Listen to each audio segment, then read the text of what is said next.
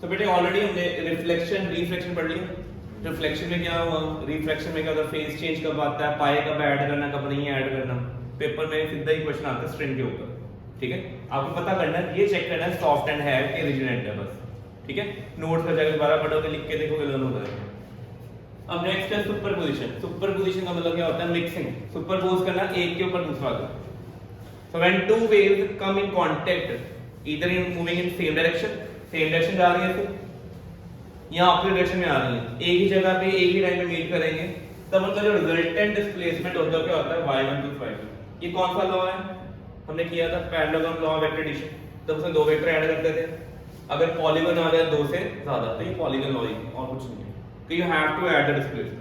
अगर क्रेस्ट में crest add हो जाएगा, ठीक है, तो आंसर क्या आ जाएगा, इंक्रीज्ड। अगर क्रेस्ट में क्या ऐड हो गया, ट्रफ, तो आंसर क्या होना है, डिक्रीज, ठीक है। सिंपल सी बात है, दो वेक्टर अगर सेम डायरेक्शन में है तो ऐड होते हैं, स्पेशल केस। अगर ऑपोजिट डायरेक्शन में तो क्या होते हैं, सब्ट्रैक्ट। अब सब्ट्रैक्ट क्या होता है, a माइनस b या b माइनस, डिपेंडिंग बढ़ा हुआ है। तो हेड डालो पहले कॉपी पे, सुपरपोजिशन प्रिंसिपल, और ये फॉर्मूला लिखो, ठीक है। मैटर के ऊपर कभी सुपरपोजिशन नहीं होती। चौक से चौक सेम टाइम पे हिट करेगी, नई चौक नहीं बनेगी, बट वेव में वेव ऐड करोगे सेम टाइम सेम लोकेशन पे, new wave will be form, ठीक है। अच्छा, इसको सुपरपोजिशन प्रिंसिपल फॉर्मूला लिख लिया, नोट्स में सारा है बेटा। मैं नोट्स फोटोकॉपी दे दूंगा आपको, स्कूल से ही फोटोकॉपी करवा लेना वीडियो से इसके बाद, ठीक है। एक प्रिंट आउट दे दूंगा, या इसके पास पड़ा होगा, इसको लेके फोटोकॉपी करवा लो। मार्केट से तो बड़ा कॉस्टली होता है, स्कूल में थोड़ा चीप हो जाता है, ठीक है, करवा के जाना सभी को। अच्छा, पहला देखो क्या लिखा हुआ है, सुपरपोजिशन कहां यूज करते हैं। सबसे पहले कौन है, इंटरफेरेंस ऑफ वेव्स। अभी मेरे मुंह में मैं बोल रहा हूं, मेरी आवाज गूंज रही है, इसको बोलते हैं रिवर्बरेशन। एको पता ना आपको, डिस्टिंक्टली दो वॉइसेस हेयर होती हैं, बट अभी डिस्टिंक्टली तो नहीं हो रही, सिर्फ वॉइस क्या हो रही है, एग्जैजरेट हो रही है, गूंज रही है ना, it is due to interference. एक वेव कौन सी है जो मैं बोल रहा हूं, एक सामने वॉल से रिफ्लेक्ट करके आ रही है। तो आपके एयर पे भी दो साउंड आ रही है मेरी, एक के लिए डायरेक्ट आ रही है, एक नियर बाय वॉल से हिट करके आ रही है। दोनों क्या करती है, मिक्स होती हैं, the cause interference and you observe reverberation. दूसरी किसकी एग्जांपल है, बीट्स। बीट्स आपने कहां देखा, हार्ट बीट, दो बीट्स होती है ना, तो उसमें भी क्या यूज होना है, superposition. When two sound wave of frequency, उनकी फ्रीक्वेंसी में डिफरेंस कितना हो, having small difference in frequency, कितना, लेस देन 10 हर्ट्ज। कितना होना चाहिए, लेस देन। अगर दो साउंड की फ्रीक्वेंसी में, बाकी सब सेम है, फ्रीक्वेंसी में 10 हर्ट्ज से कम का डिफरेंस और मिक्स हो जाती है वो, तो क्या बनाती है वो, बीट्स बनाती है, ठीक है। तो स्टेशनरी वेव कब आती है, एक स्ट्रिंग है, इधर से क्लैम्प्ड है, इधर से क्लैम्प्ड है, आपने एक बंदे ने इधर डिस्टर्ब किया, वेव इधर जाएगी, सामने से हिट करके वापस आएगी, दोनों वेव मिल जाएंगी, तो क्या बन जाएगी, स्टेशनरी। तो अपनी कॉपी पे लिख लो, इनके नाम लिखो पहले कि सुपरपोजिशन कहां-कहां यूज करना आपने। You have to use superposition. First कौन सा है, इंटरफेरेंस, ठीक है। सेकंड कौन है, फॉर्मेशन ऑफ बीट। थर्ड कौन है, फॉर्मेशन ऑफ स्टेशनरी वेव। लिख लो कॉपी पे, ठीक है। स्टेशनरी वेव के ऊपर क्वेश्चन आते हैं। और लास्ट है फॉर्मेशन ऑफ लेसार्जस फिगर। ये हमारे सिलेबस का पार्ट नहीं है, ये हम सीआरटी ट्यूब होती है, कैथोड रे ट्यूब, और ऑसिलोस्कोप होता है लैब में। तो जब आप बीएससी या बीटेक करोगे, ठीक है, तब आप लेसार्जस फिगर बनाओगे, अभी नहीं बनाया, अभी प्लस 1 के सिलेबस में नहीं है, सिर्फ 3 ही लिखनी है, ठीक है। इनके नाम पता होना चाहिए आपको, पेपर में आया था ना 1 मार्क के 2 mark question, what is the right examples of superposition of wave in real life, तो ये लिखो, नाम लिखो, ठीक है। हार्ट बीट, बीट की एग्जांपल है। नोट एमसीक्यू, जैसे कल एक क्वेश्चन इस साल का आया हुआ 2023 में बोर्ड में आया था कि जब वेव प्रोपेगेट करती है, 4 ऑप्शन थी, energy travel, momentum travel, particle travel, और एक था एनर्जी मोमेंटम। तो करेक्ट ऑप्शन क्या था, एनर्जी एंड मोमेंटम। पार्टिकल कभी नहीं जाते आगे, पार्टिकल टेम्परेरी मूवमेंट करेंगे, आगे पीछे या ऊपर नीचे रहेंगे वहीं पे। ऐसे ही है कि जब सुपरपोजिशन होती है, एनर्जी क्या रहती है, कंजर्व रहती है, याद रखना है, एनर्जी लॉस नहीं होनी, सिर्फ क्या होना है, रीडिस्ट्रीब्यूटेड। किसी के पास कम थी, उसके पास ज्यादा हो जानी है, किसी के पास ज्यादा, तो उधर से total energy will remain same, redistribution होता है। और सुपरपोजिशन कब होती है, वेव्स ऑफ सिमिलर टाइप, कौन सी सिमिलर टाइप लिख लो कॉपी पे, ये दोनों लिखो नोट्स, ठीक है। पहला लिख लो superposition phenomena energy conserved only redistributed, लिख लो energy conserved only redistributed, very important. कि एनर्जी सिर्फ क्या होती है, रीडिस्ट्रीब्यूट होनी है और कुछ नहीं होना। और सुपरपोजिशन हमेशा कितनी होती है, सिमिलर टाइप एंड नेचर। जैसे आपने क्लास 10 में हेरिडिटी पढ़ा ना, बट एवोल्यूशन ही पढ़ा होना, तो उसमें ना पहले टॉपिक आता था स्पीशीज, स्पीशीज पता ना आपको, ठीक है। मीटिंग किन में होती है, सेम स्पीशीज एनिमल्स में, ठीक है, तभी रिप्रोडक्शन होगी, डिफरेंट स्पीशीज में कभी रिप्रोडक्शन नहीं होती। ऐसे ही एक वेव और दूसरी वेव सुपर इम्पोज करके इंटरफेरेंस करके नई वेव कब बनाएगी, if they are of same type. Same type का मतलब लिख लो same frequency same wavelength, same frequency same wavelength, और ब्रैकेट में लिख लो nearly same frequency, nearly same, bracket में ही लिखना ना, नियरली सेम, क्योंकि बीट्स में क्या होता है 10 हर्ट्ज का फर्क पड़ जाता है ऊपर नीचे, ठीक है। Nearly same frequency, not exactly, nearly same, ठीक है। तो ये एमसीक्यू के लिए, असर्शन रीजन के लिए क्वेश्चन है, ये नोट, ठीक है। जहां जहां पेपर में आपको नोट्स में एक्सेप्शन मिलेगी ना, वो लर्न करनी है, एक्सेप्शन के ऊपर क्वेश्चन आता है। जैसे रिजिड बाउंड्री पे ट्रांसफर वेव आएगी तो फेज चेंज होता है, बट अगर लॉन्गिट्यूड प्रेशर में साउंड वेव आई, फेज चेंज नहीं होना। अब इंटरफेरेंस आ गई, तो ये 3 मार्क क्वेश्चन लिखो, लिखो 3 मार्क क्वेश्चन डेरिवेशन, देखो कॉपी पे लिख लो 3 मार्क क्वेश्चन डेरिवेशन इंटरफेरेंस। पहला केस कौन सा, लिखो केस 1 सेम डायरेक्शन, केस 1 क्या है, सेम डायरेक्शन। बेटा ये पहली वेव किस डायरेक्शन में जा रही है, पहली wave in which direction it is going और ट्रैवलिंग, और ये अकेली वेव ट्रैवलिंग है, प्रोग्रेसिव है, एक्स एक्सिस में। ये भी कहां जा रही है, दोनों ट्रैवल कर रही है, बट दोनों का फेज सेम है, इसके फेज में कुछ फाइव ऐड हो गया, मतलब दोनों का फेज में कुछ डिफरेंस है, हमें नहीं पता कितना। अगर ये एक ही जगह मीट करती है तो टोटल कैसे आएगा, दोनों को ऐड करके। ये बोल्ड क्यों की है, हमें पता आपको बोल्ड क्यों की है, बिकॉज़ ये वेक्टर क्वांटिटी है, ठीक है। अगर सेम डायरेक्शन होंगे तो ऐड कर दोगे, ऑपोजिट होंगे तो सबट्रैक्ट कर दो, बट लिखोगे यहां पे क्या, प्लस सी, वैल्यू डालो यहां पे। ट्रिग्नोमेट्री सभी ने की है,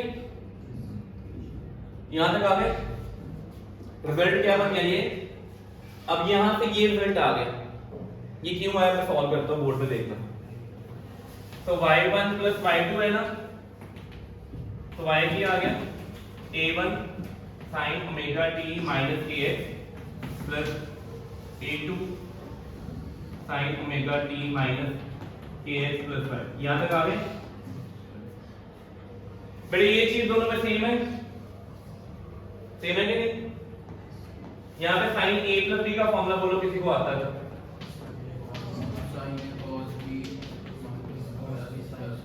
sin a, ये पूरा हो गया cos b plus cos b sin b, यहां तक आ गए। क्या हम ऐसे करते हैं, sin omega t minus kx की टर्म्स को अलग कर लें,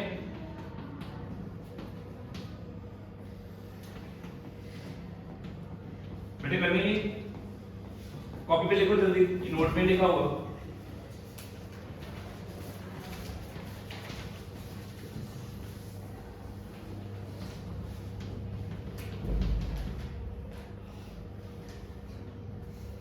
बड़ा सिंपल लॉजिक है, कुछ ज्यादा डिफिकल्ट नहीं है।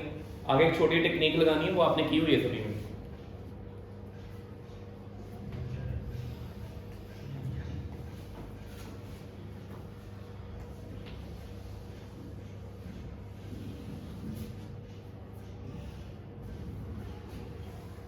ठीक है, लेट करो।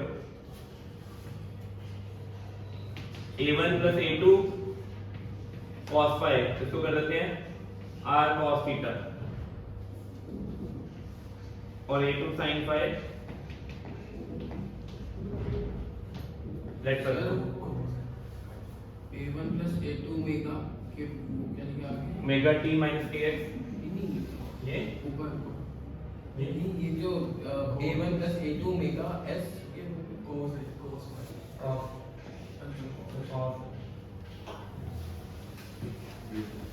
मैंने टर्म्स कलेक्ट किए हैं ना, sin ओमेगा t माइनस के एक्स अलग करता, cos ओमेगा t माइनस के एक्स अलग करता।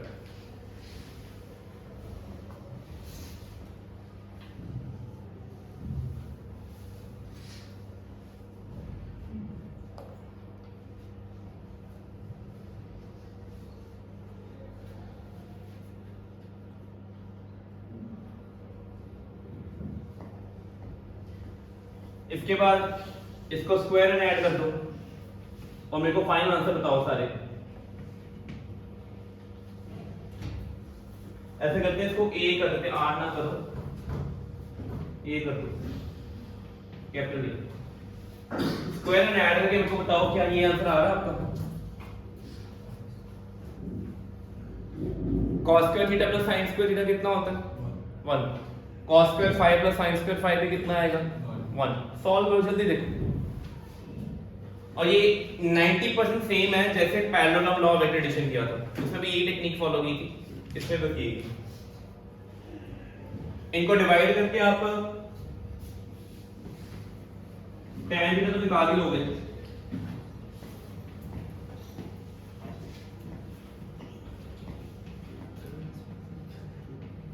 और ये सेम उसमें भी आया था पैरेलल लॉ में डायरेक्शन फाइंड आउट करने के लिए।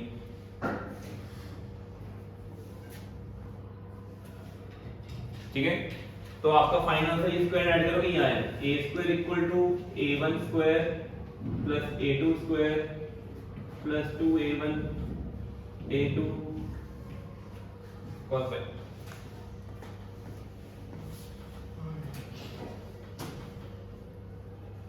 ठीक है, हो गया नोट। तो सुपरपोजिशन प्रिंसिपल में पहले तो यही करना आपने।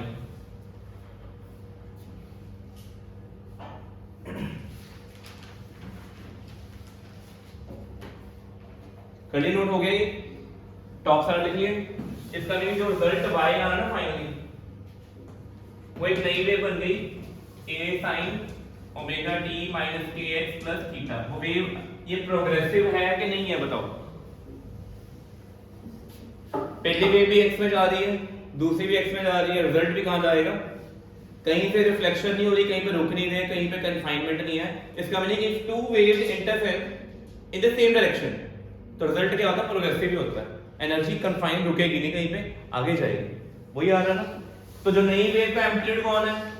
a, उसकी वैल्यू कितनी है? ये फॉर्मूला लर्न करना है, न्यूमेरिकल के लिए लिखो। रिजल्टेंट एम्पलीट्यूड, ये क्या है? Resultant amplitude. और ये क्या है? New phase. ये क्या है? New phase difference theta. ठीक है, नया फेज डिफरेंस कितना आएगा, नया एम्पलीट्यूड कितना आना, उसके फॉर्मूला ये दो।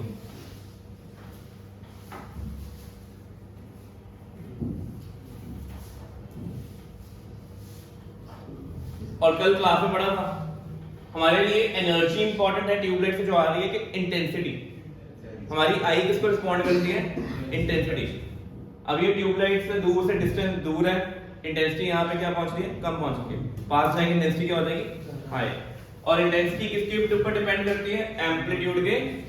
अब एक लिखो, questions on maximum intensity, minimum intensity and the ratio. लिखो, questions on maximum intensity, minimum intensity and their ratio। तो आपको याद रखना है कि पहले की इंटेंसिटी क्या थी? a1 स्क्वायर, दूसरे की इंटेंसिटी क्या है? a2 स्क्वायर, तीसरे रिजल्टेंट की इंटेंसिटी क्या है? a square. तो इन सभी को यूज करेंगे तो जो रिजल्ट इंटेंसिटी आती है वो ये आनी है।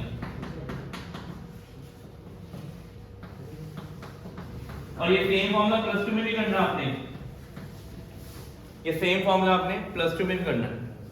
ठीक है, अभी यहाँ पे कौन सी वेव पढ़ रहे हैं? साउंड वेव कर रहे हैं। प्लस 2 में क्या आएगी? Light wave. इंटरफेरेंस पूरा टॉपिक है, सेम टॉपिक जो मैंने डेरिवेशन यहाँ लिखवाई है, सेम डेरिवेशन प्लस 2 में, हर चीज जो न्यूमेरिकल यहाँ हो गया सेम प्लस 2 में। ठीक है, अब कोई बच्चा बताए एम्पलीट्यूड मैक्सिमम कब आएगा? फॉर्मूला ये है ना, ये मैक्सिमम कब होगा? जब cos फाई कितना होगा? 1। cos फाई कितना आएगा? और ये 1 कितने एंगल पे होता है? इवन मल्टीपल ऑफ पाई। ये लिखो, अगर दो वेव्स में फेज का डिफरेंस कितना है 0, 2 पाई, 4 पाई, 6 पाई, 8 पाई, तो इंटरफेरेंस क्या होगी मैक्सिमम। तो इसको लिख दो 0, 2 पाई, 4 पाई ऑन, और a मैक्स आना कितना है उनका बेटे में cos पाई 1 हो जाएगा। ये क्या बन जाएगा a1 square plus a2 square plus 2a1 a2। ये कोई फॉर्मूला पढ़ा आपने? Yes sir. कौन सा? a1 plus a2 whole square square root cancel. तो इसको बोलते क्या है कंस्ट्रक्टिव।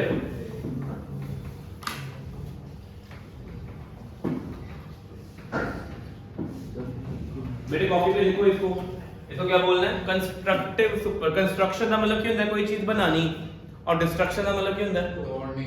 ऐसा ही एक कंस्ट्रक्टिव सुपरपोजिशन है, और दूसरी कौन सी आएगी डिस्ट्रक्टिव सुपरपोजिशन। लिखो तो कंस्ट्रक्टिव में रिजल्ट बढ़ जाता है एम्पलीट्यूड एडेड, और फेज में डिफरेंस कितना चाहिए इवन मल्टीपल ऑफ पाई 0, 2 पाई, 4 पाई, ठीक है। और अगर फेज में इतना डिफरेंस है तो आप पाथ में डिफरेंस निकालना हो तो ये होगा ना फॉर्मूला, ये पढ़ा ना। तो पाथ में डिफरेंस निकालना तो डेल्टा लैम्डा कितना आ जाएगा डेल्टा पाई 2n पाई है 2 पाई कट गए, इंप्लाई पाथ में डिफरेंस कितना होना चाहिए n लैम्डा।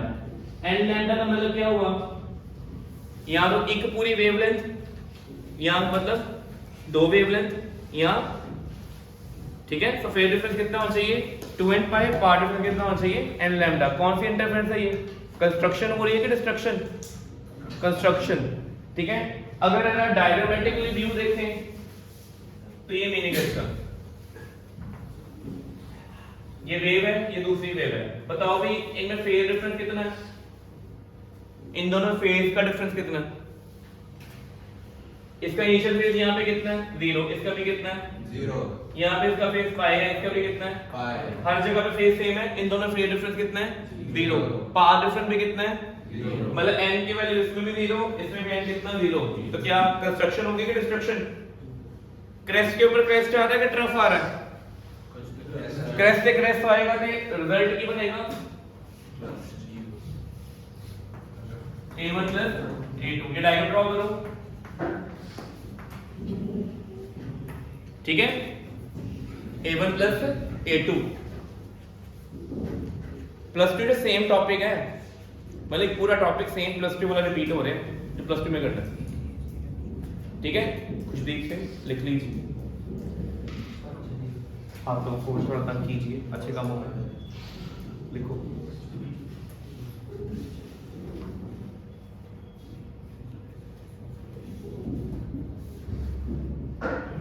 अच्छा भाई बताएं मेरे को इसका आंसर। एक वेव ये है, एक ये है, क्या इसमें कंस्ट्रक्शन होगी डिस्ट्रक्शन? देख के कंस्ट्रक्शन लग रहा है कि डिस्ट्रक्शन लग रहा है? डिस्ट्रक्शन। क्यों बेटे? क्रेस्ट पे क्रेस्ट है, ट्रफ पे क्रेस्ट पे क्रेस्ट है, ट्रफ पे ट्रफ है, ठीक है। कंस्ट्रक्शन ही नहीं है, बट इधर इसका फेज कितना है 0, ये तो भी शुरू ही नहीं हुई। इधर इसका पाई था, इधर इसका कितना है, इधर कितना है, इन दोनों फेज में डिफरेंस कितना है? 2 पाई, इसको सेटिस्फाई कर रहा है? यस, इसके पाथ में कितना डिफरेंस है?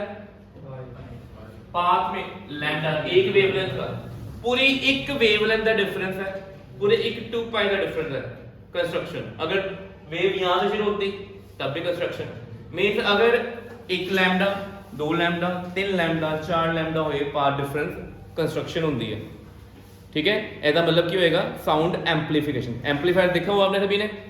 एम्पलीफायर की करता है साउंड दी एम्पलीट्यूड की कर देता है, वो करेगा क्या? ये जो कर रहा है, एक साउंड मेरी है, मैं माइक पे बोल रहा हूं, मैं एक साउंड मेरी है, एक मशीन ने साउंड जनरेट की, दोनों में फेज डिफरेंस कितना है 2n पाई। तो जो रिसीवर को या मिलनी है साउंड ऑब्जर्वर को, उसमें एम्पलीट्यूड ऐड हो जाने के सबट्रैक्ट हो जाने हैं। अगर एम्पलीट्यूड ऐड हो गई तो साउंड की इंटेंसिटी क्या होगी?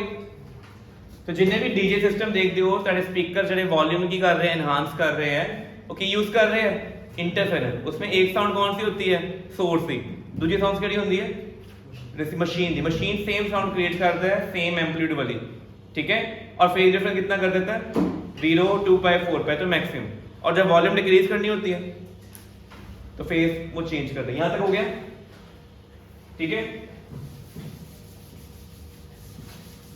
ठीक है, तो फॉर्मूले सारे लिखे हुए हैं ये वाले। रेशियोज आ गई देखो, बेटे स्क्वायर वाला लगे क्यों आया?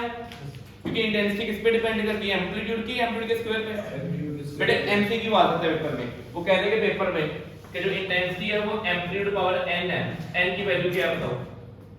बताओ भी n की वैल्यू कितनी है? 2। एमसीक्यू क्वेश्चन ये वाला पेपर, ठीक है।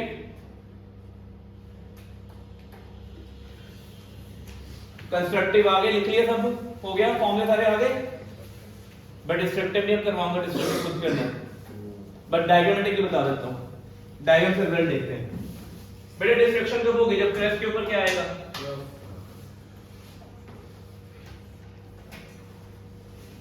ऐसे हो गया।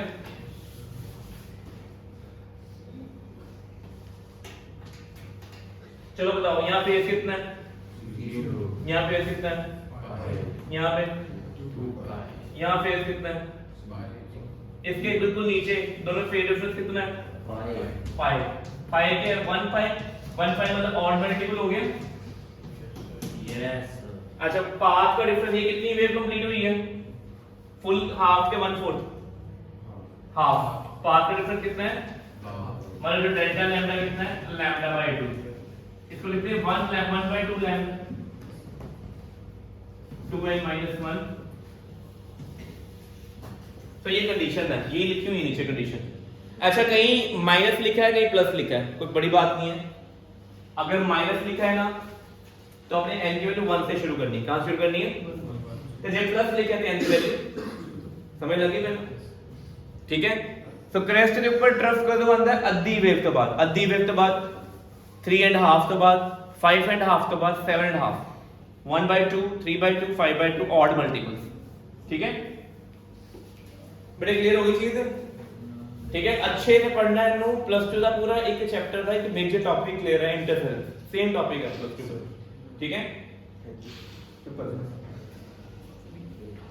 ठीक है, स्टैंडिंग में भी बात करते हैं, पहले यहां तक करो, थक गए बेचारे बच्चे। Yes sir.